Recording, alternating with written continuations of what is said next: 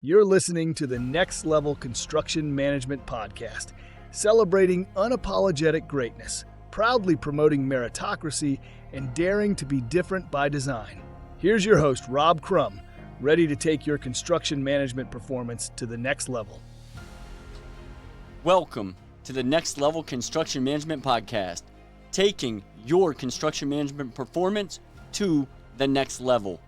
And where today, we ask the all-important question, are you completing tasks better than a fifth grader? That and so much more on this week's episode, next. All right, episode 3.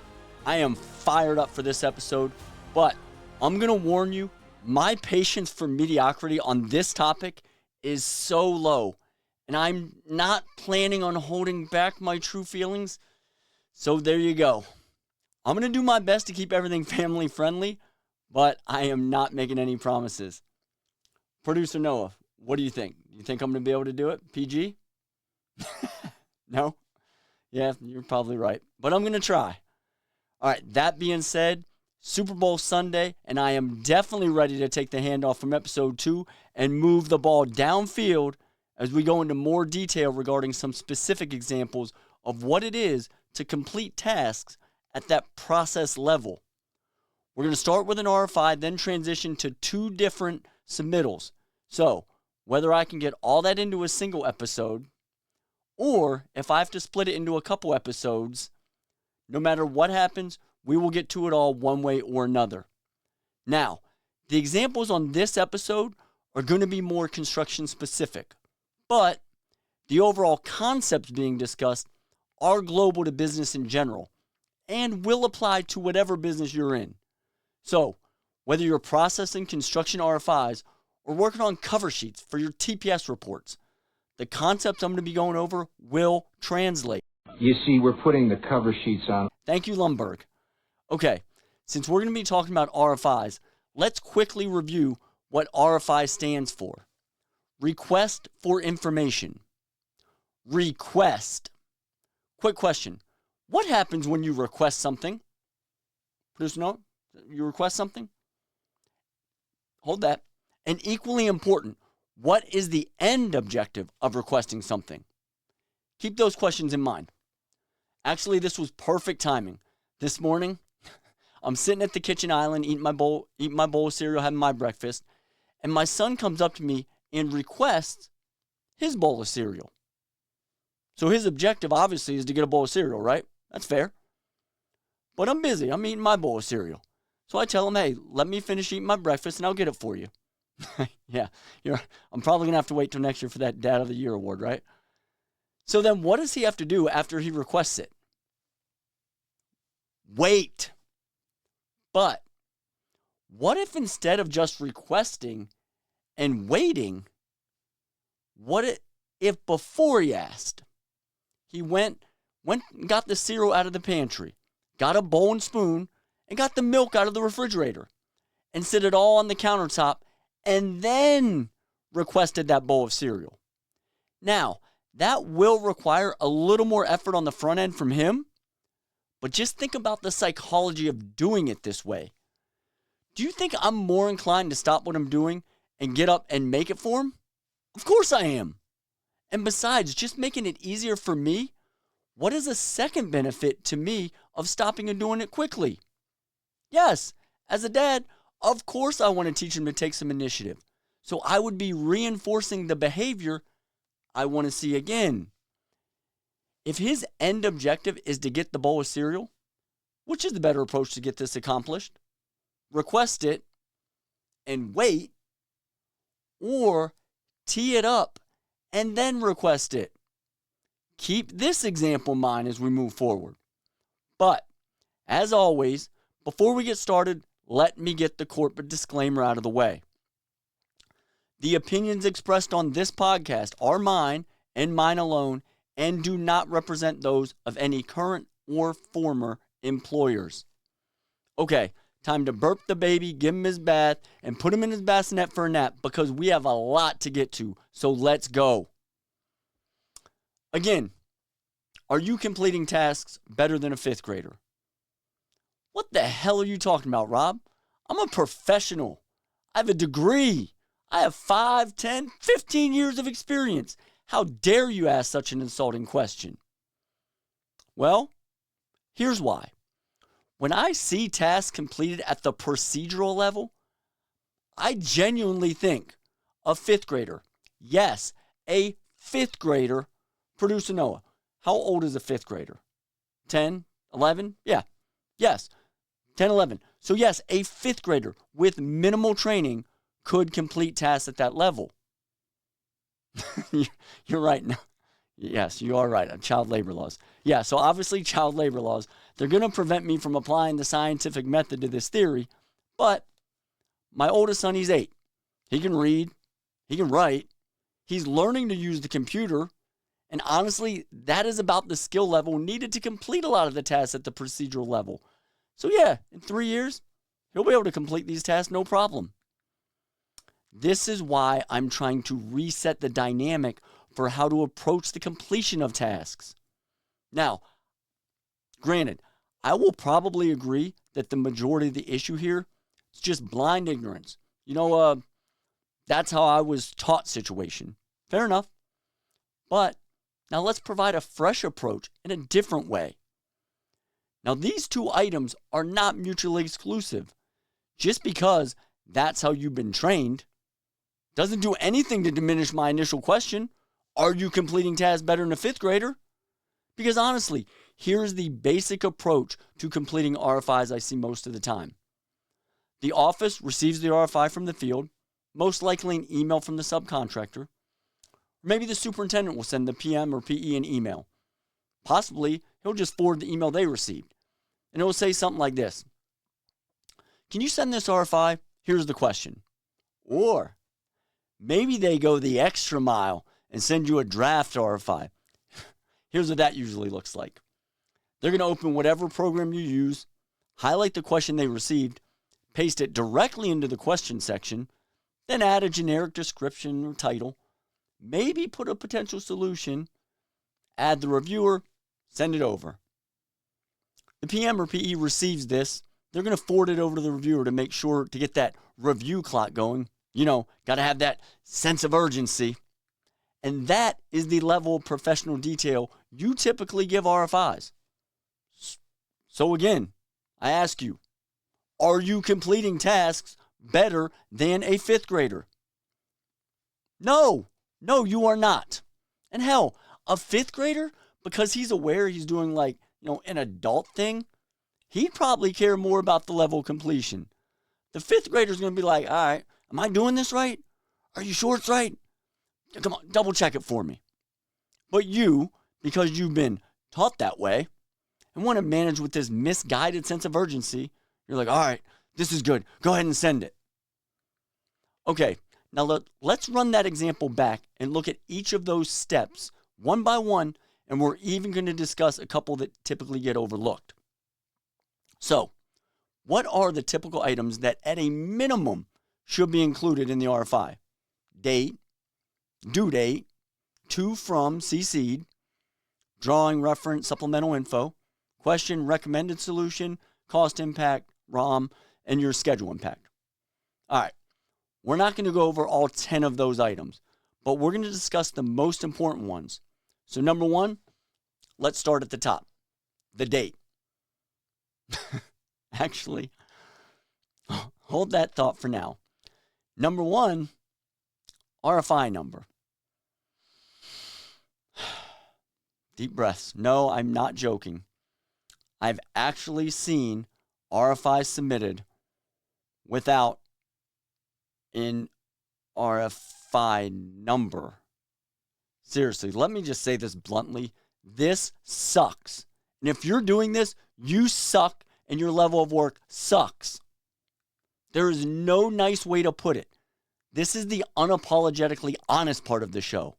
Now, I'm sure there's other shows out there that will tell you that this is okay. This is acceptable. This isn't one of them. I am not concerned with your feelings, guys. I am here to elevate your performance to the next level. I care about your results, not your feelings. Look, guys, here's the hard truth. That level may be okay for most people, But when you get in front of someone with higher standards, that's more demanding, you are going to get destroyed by them. Because here's how they look at that situation.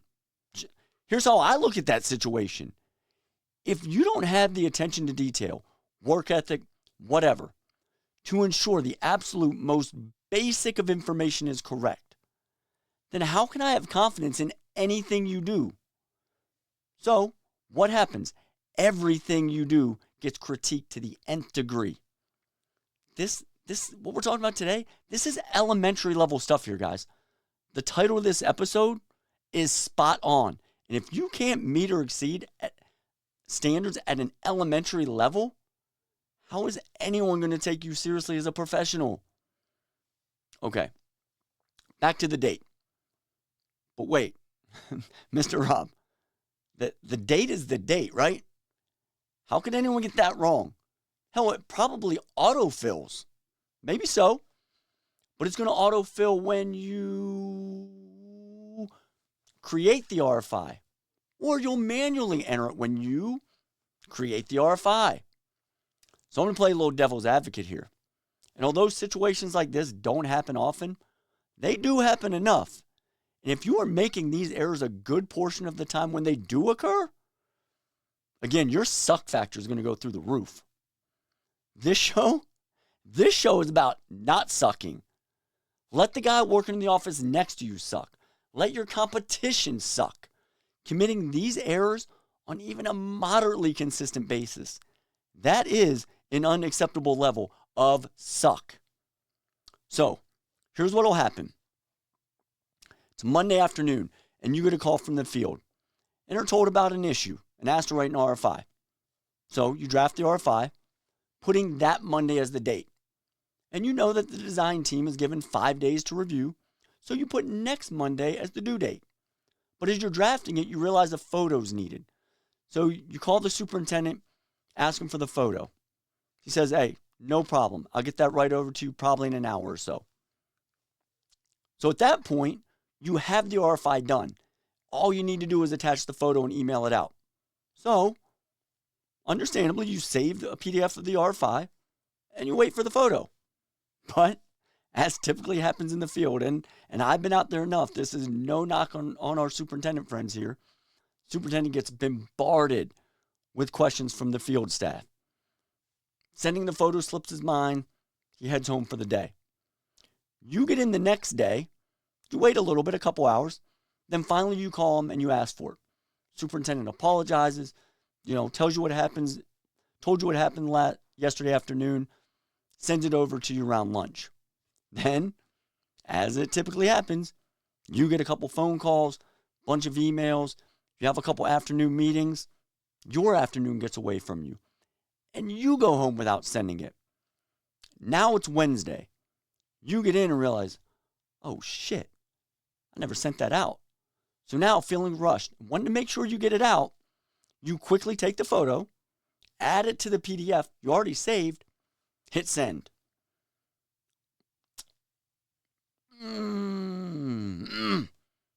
Did you go back and correct the date and the due date? Did you reprint it with those correct dates prior to sending? Nope. So now your RFI log is wrong. The architect is confused and probably a little pissed as to why he's not getting the 5 days to review it. And he's also unsure why he didn't receive it on the day it says it was sent.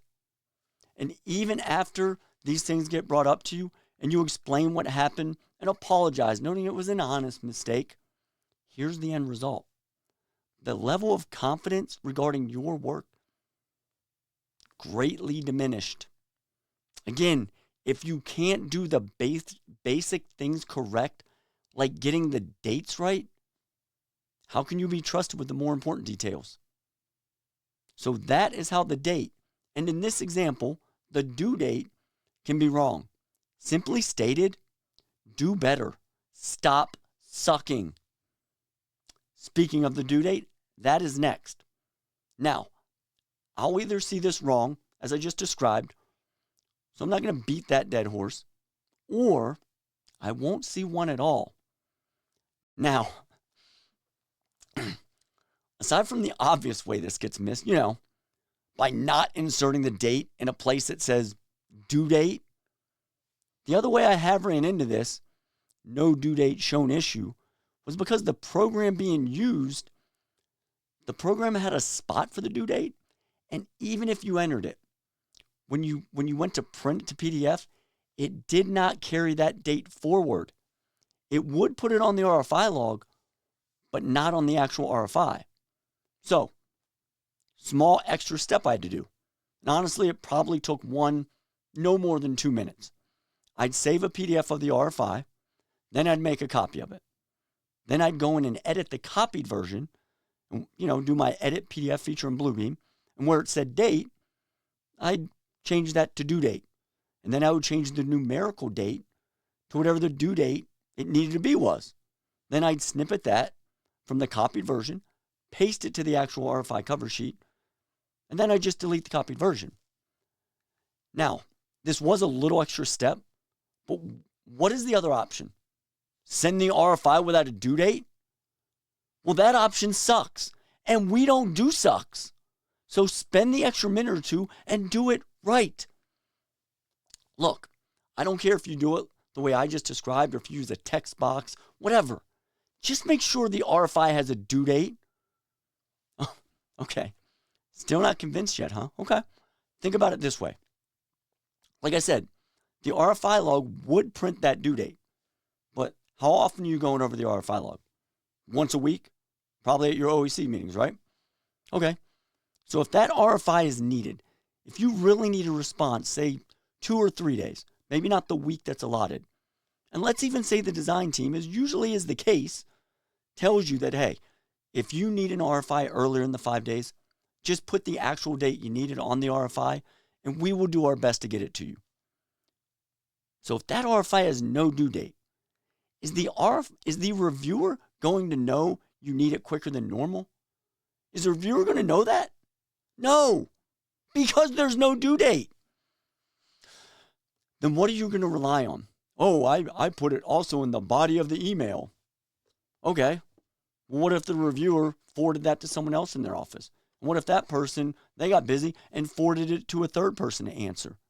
And that person understandably didn't scroll down to the body of the email to see what you said you needed it.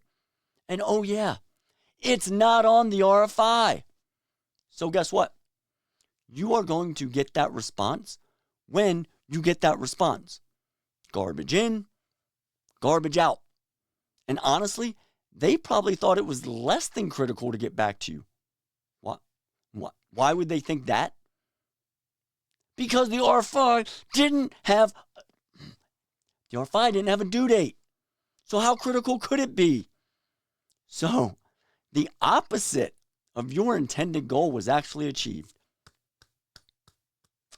Great job, Mr. Procedural Level Project Manager, with a suck factor pegged to the max. So, RFI number, date, due date. This is as basic as it gets. This is not hard. All right, next thing, title, subject, whatever your program calls it. I'm going to use an example here. But before I get to that, let's first understand what the goal of the title should be. It should be to give a quick snapshot of the issue for 2 reasons. Number 1, so the reviewer can very quickly glance at it and know what you're talking about. And in a perfect world, they might think to themselves, oh yeah, we just talked about that at the last OAC. I can answer that real quick. And number 2, so anyone either involved in the project or not should be able to look at it and have a quick idea what the issue is. Going beyond that, imagine someone reviewing the closeout documents years from now, and they need to look for something regarding light fixture A in break room 102. If the RFI says something extremely generic, they might look at it. They might not. Probably 50-50 at best.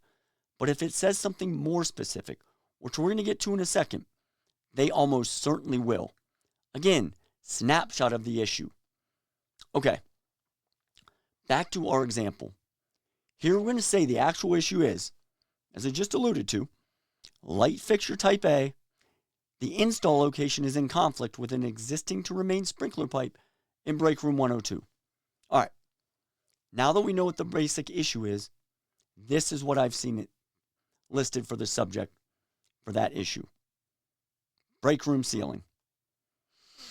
Nope, not joking. Break room ceiling. Now keep in mind, in this project, there are 3 break rooms.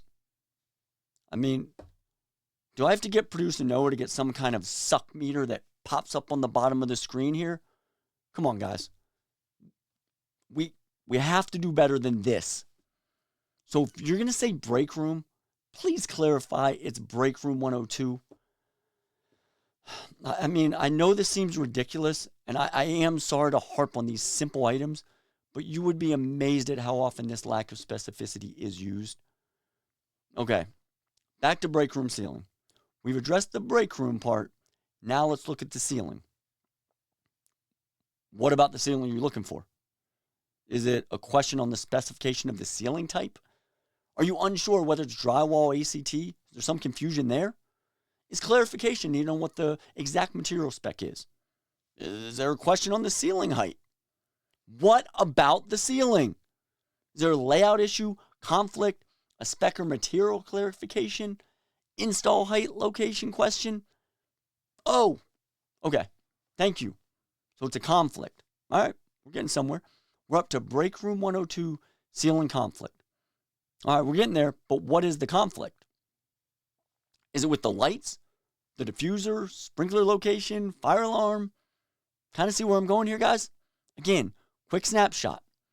All right, it's a light fixture conflict. All right, hey, we got another first down. Let's keep those chains moving, baby.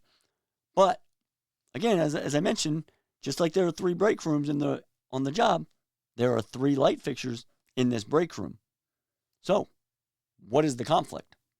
Now, you're not going to have to detail that it's a sprinkler conflict here, but at least put that it's an above ceiling conflict. Again, snapshot, not a novel. Since we now know what the issue is, here's an example of what we'd want to see putting it all together. Light fixture type A, above ceiling conflict in break room 102. Remember, a key to getting that quick response is laying that breadcrumb trail with your title. That reviewer is immediately going to start to picture what the plans show. Remember, they drew it. They're going to start to get mentally and emotionally invested in the issue and think to themselves, oh, yes, I remember those light fixtures there. The type A's, those are those can lights. All right, let me answer this real quick while I'm thinking of it. You're getting their gears going. You're getting them engaged on the issue. They feel invested in it right away. This is action psychology. I'll get to the inaction psychology shortly. And now, since their mental gears are going, they are much less likely to put it down because they're already thinking about it. It is human nature to want to get that euphoria of task completion. So if we can get them in the mindset that this is going to be easy to answer and get that response back quickly, that's what all that extra effort is for. So now, let's go back to the example and look at the question. And again, I've seen variations of this, and although I may be exaggerating for effect slightly, it's probably less than you'd think, because here is an example of what I could see. We've looked at the ceiling and the light conflicts with it. Please provide clarification on how to install them. All right. I'm just going to pause here for a moment, let you just digest what you just heard and what's up on the screen there. I'm going to take a quick drink. Hold on.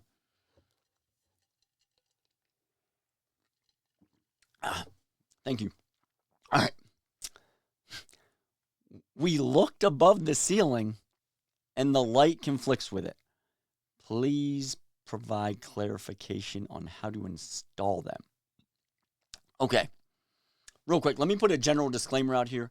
And this goes for not just RFIs, but definitely for meeting minutes and other official documentations you submit. And this isn't to dive into the current politics of this issue. Do not use pronouns on your official documents, RFIs, meeting minutes, whatever. Thankfully, I have never had any of my projects end up in court, but I know people that have, and I have heard horror stories. And I have been told that, yes, Meeting minutes will get pulled in and dissected, and specifically the clarity of the who was doing what and talking to who and waiting for what. The clarity of those abstract terms is very important. So putting something like, I looked at it, but we need to have another meeting with them, and once we have that meeting and get the answer, we'll coordinate that answer with you. I mean, from an ambiguity standpoint, how would anyone know who and it is and them and we and you is? I mean, hopefully this makes sense and you see the absolute confusion this can create. This is one of those things that makes my head want to explode, whether it's RFIs or meeting minutes. Remember, the clarity here gained from not using pronouns is very critical. But I digress. Let's get back to our example. God, I don't even want to read this again. Sorry. We looked above the ceiling and the light conflicts with it. Please provide clarification on how to install them. Okay.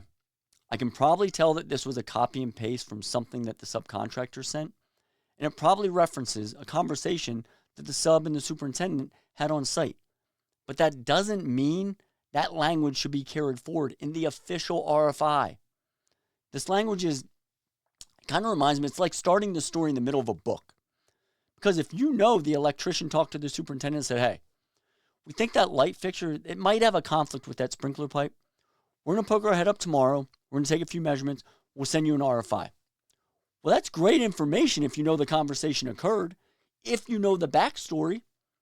But here you are, starting the story in the middle with your formal RFI that is getting to someone downstream of that conversation who has no idea it occurred.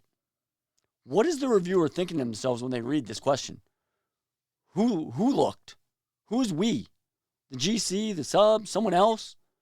And what is it in conflict with? What is it? Starting to see some of the issues here? So let's first start by removing the pronouns, just immediately. Thank you for putting that up. The electrical subcontractor looked above the ceiling and the light conflicts with it. Please provide clarification on how to install the light fixtures. Okay, now let's work through the remaining missing information. What does a light fixture conflict with? What is the extent of the conflict? And can you give some possible solutions? With that in mind, I'm just going to go ahead. This is really more of the technical information that will be case to case. You'll work out with your superintendent. But let's just finish up what this RFI would look like after you have those conversations. The electrical subcontractor reviewed the above ceiling conditions in break room 102 and determined the installation of the type A lights at the current specified location conflict with the existing to remain sprinkler pipes. The lights need 6 inches of depth to be installed, and the dimension between the top of ceiling and the bottom of the sprinkler pipe only provides 4 inches of clearance. Options to resolve this would be 1. Lower the ceiling height 2 inches. 2. Relocate the lights approximately 6 inches to the plan south. See attached. 3. Relocate the sprinkler pipe. Or 4. Change the light fixture spec to a shallower fixture that meets the 4-inch maximum depth constraint. Please provide the preferred solution noted above for pricing and approval if applicable, or provide alternate solution. Done, done, and done. Okay, next up, let's discuss some of the supplemental information. Photos, drawings, etc. Start with photos. Here is the worst case scenario. Yep, there it is. Worst case, absolutely nothing. Just nothing. Maximum suck. Do you seriously wonder why you're not getting answers to your questions in a timely manner? Now, I'm not saying that every RFI needs a photo. But remember, just because that you don't think a photo will help, the design team, they might not have been on site recently to see the area, or if they had been on site, they might not have seen the area you're specifically talking about. And they have a different perspective than the contractors. And they might find value in seeing what the issue is. So, although it's not always needed, it's never going to hurt to add one, especially, yes, for field conflicts. That being said, our example obviously is dealing with a field conflict. So, here's the procedural level of a photo you may get or that you may be providing yourself right now. Yeah. What is wrong with this? And that question, I'm not asking that and asking for a single answer. Let's see. There is absolutely no context to what the issue is.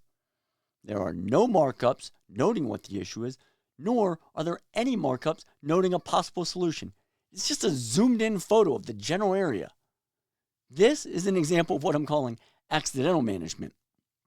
By that I mean, if the reviewer is able to figure out what you are trying to show them, it is not because you gave them the information to do so. It's more accidental that they were able to determine it. Don't be an accidental manager. You want to be intentional and deliberate with everything you do. So, here's an example of a photo that would be helpful in getting that timely and accurate response. Good context, has markups, and notes a possible solution. This is what will get you to that end objective we discussed in episode 2. Build it right the first time, period. All right, so the last component we're going to discuss will be the supplemental drawing. Now again, here's the worst case. Yep, not a drawing reference on the cover sheet or attached. Again, just nothing. Now maybe you don't know what sheet or sheets to reference, and that's why you've left this blank. Okay, well here's my general rule for what drawing, section, detail, whatever, that I reference. Ask yourself this question. What pages, sections, details, etc. on my as-built set will I want to update based on this RFI? That should tell you what to reference. And remember, you can reference and update the same issue at multiple locations. And candidly, if it applies, you absolutely want to. So for our example, we definitely want to update both the architectural reflected ceiling plan and the electrical reflected ceiling plan. Makes sense, right? Now, when I do see a drawing reference, here is the procedural level of suck I see. Yep, the entire sheet attached. No clouds, no notes, no arrows depicting the issue or what a solution may be. Just the sheet. I mean, seriously, if you're just going to do this, then just reference the sheet on the cover page. Save yourself the embarrassment of attaching this. Candidly, this is just piss poor effort. This is the equivalent of saying, I want to make it look like I've done a good job, but really I'm too lazy or stupid to do better. Please check out episode 1 for more on that. I'm sorry for the brutal honesty here, but that's what it is. Piss poor. No, you know what, producer Noah? You're right. I'm actually not sorry. I am not sorry for the honesty. Yeah, exactly. Someone does need to say it. Thank you. But maybe you went one step further with your half-ass effort and did this. Oh, wow. I mean, it's better than nothing or just attaching the drawing alone, but this is still just a look at me level of effort. Let me ask you this. Circling back to my cereal example, what was the second question I asked you to keep in mind? Do you remember? What is the objective of requesting something? So the next logical question is this drawing helping you achieve the objective of the RFI? Wait, Mr. Rob, wait. I don't think you've actually told us what that is. You know what? You're right. My bad. So, what is the objective of any RFI? And if this isn't currently your objective, it should be to get the answer to the question you have as quickly as possible. If your objective is anything other than that, find someone else to work with, find a new show, because I'm not going to be able to help you. You are definitely not Team GSD. Think about it. If it takes you an extra 30 minutes or hour to put together the RFI to the process level, hell, maybe it takes you an extra day or two, but it's done at that process level that allows you to meet that objective. What are we talking about? Because in the long run, you are getting the response still in a fraction of the time.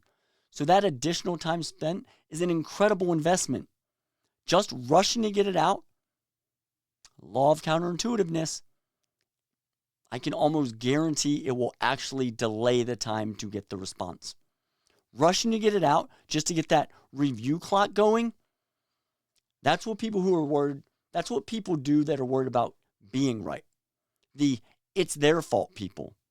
Get rid of that mentality and realize the completion of the project correctly, that is the only thing that matters. Look at the big picture. Stop sucking. Can you tell this stuff just fires me up?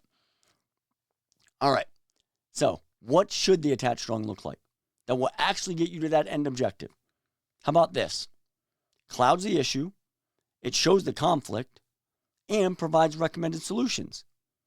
And now, more than just attaching the entire sheet with a small cloud and unreadable notes on it, the extra time was taken to do a snippet of the reference sheet, both architectural and electrical RCPs, so that all that info is actually legible and much more digestible. This quickly allows the reviewer to know exactly what is going on and get you an answer back.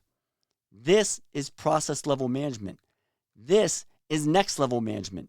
It's intentional, it's deliberate, and it's about getting it right, not being right. Next level construction management is not about being average. We understand you cannot get exceptional results with average effort. Little success secret here. Remember this. Remember that the success of your projects is actually up to you. So the more you can take control of the issues to ensure they are done in a manner that gets you to your end goal, build it right the first time, you're doing yourself a disservice if you do it any other way. Always bet on yourself. Okay. Last thing I want to go over is kind of the natural psychology of all this. I'm going to give you a real example of something I dealt with. And keep in mind, when you submit things on the procedural level with this high suck factor, and I guarantee you, if you think of similar examples you've had, you will agree that you've done this too. Excuse me. So, I had a subcontractor send me a payout. No, more of an invoice. It was for 18 grand. Now, the sub scope was basically for the delivery and install of rental items. And their base contract was 15 grand. Itemized like this. 2 mobilizations, 500 each. Item A, 4 of them at 1,000 each. Item B, 4 of them at 1,500 each. Item C, 4 at 750 each, and a permit for $1,000. So what's that? 1,000, 4,000, 6,000, 3,000, 1,000. So yeah, 15,000. Yes. I got the same thing. Thank you, Mark. I appreciate the double check. So I get this invoice, and shortly after, they're like, "Oh, can you give me an update on payment for that invoice?" Now, this invoice was for something as I said, 18 grand. And it was just a mishmash of all portions of what was in their contract and some additional items. Something like 1 mobilization, 500. Item A, 3 of them for 3,000. Item B, 7 of them for 10,500. Item C, 2 of them for 1,500. That 1 permit. And then item D, a new item, 3 of them for 1,500. Now keep in mind, I only received this after knowing they did some additional work and asking for a change order. But this is what I got.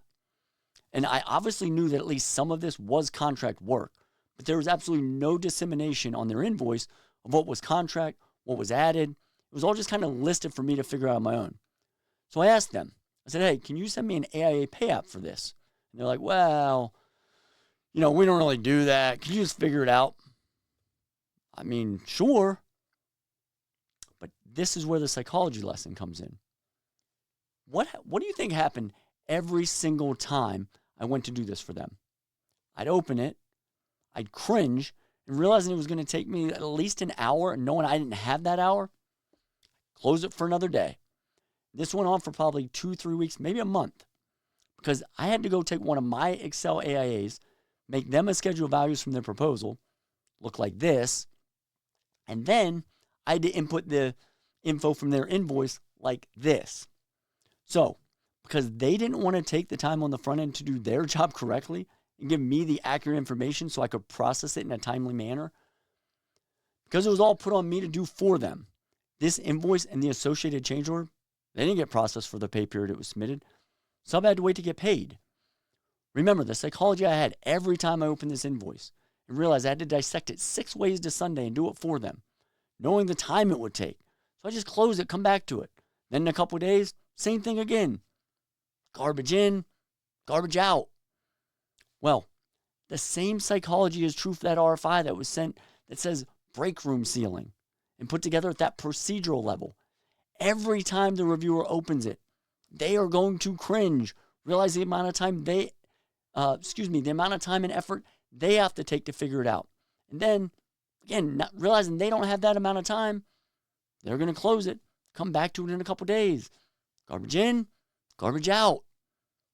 But if that legwork was done prior to submitting the RFI, and if it is laid out clearly and concisely, as I said in the other episode, write it in crayon.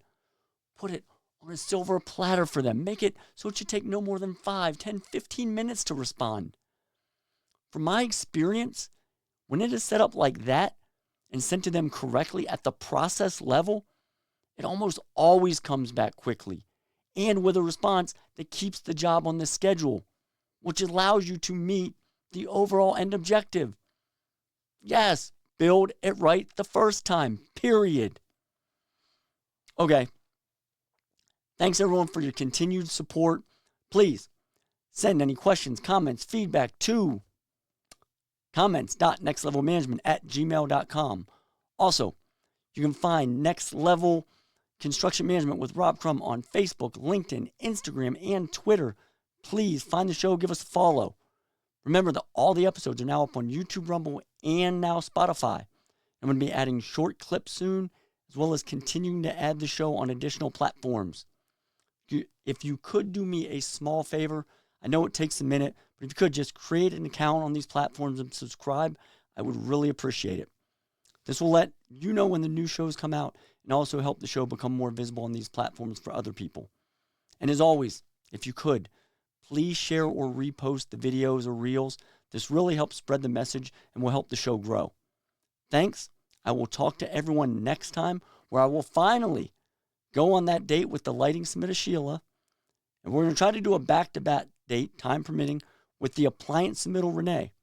And similar to today's episode, we're going to dive into the details of reviewing those submittals at the process level.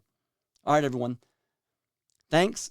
God bless America. And as always, Team GSD, be relentless. Thank you for listening to the Next Level Construction Management Podcast.